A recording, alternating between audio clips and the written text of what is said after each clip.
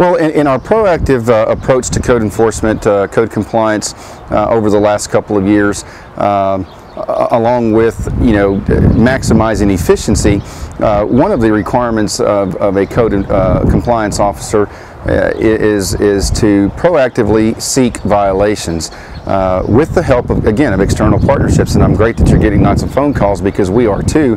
And being there's only 5 officers to control the entire city, we need the city to help us. We need citizens, proactive citizens, civic groups, neighborhood organizations to contact our department and help remedy a situation that could be a violation. In terms of caseload, we're averaging anywhere from 170 to 200 cases an officer.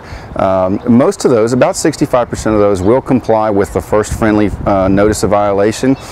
So your case management, although seems heavy, is manageable.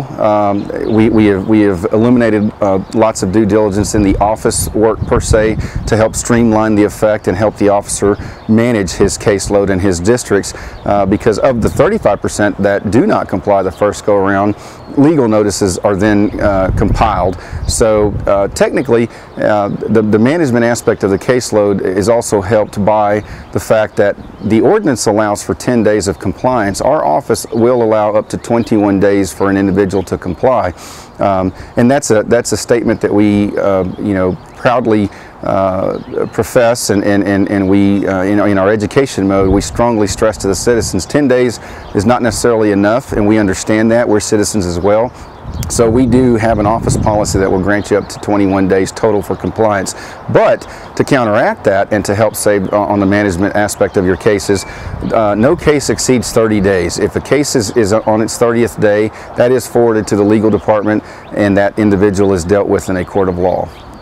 Several years ago, the city was approached by a neighborhood association called WTOS, West Texas Organizing Strategies, and they really had a vision for Blackshear that people in the city really shared, but it was kind of a matter of how do you go about getting there to really revitalize this neighborhood, get people moving back into the neighborhood, get new housing, etc.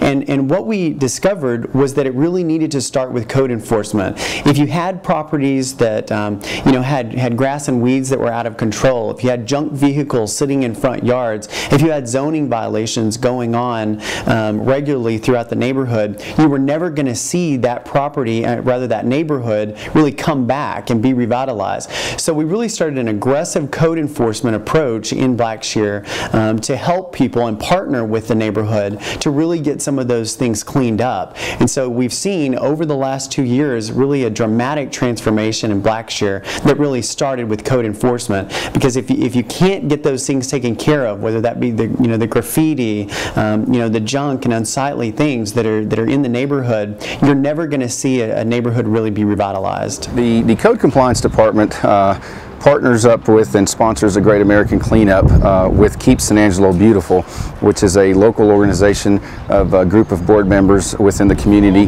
that are civic-minded individuals and want to lend a hand in the environmental status of our, or the help of our environmental status. We just finished our first of 2 events held at the Colt Stadium. 805 citizens were through the gates at that particular event. Don't have the tonnage yet on that event, but the May 1st event is coming up. That is our second and final event that will be held at the Coliseum. That event normally generates a little more population from within the community than the first event. The tonnage is usually a lot more at the Coliseum. That event is from 8 to 2 as well. Same processes and procedures, same rules. No flammable material, no oil, no gas. Paints need to be properly dried out.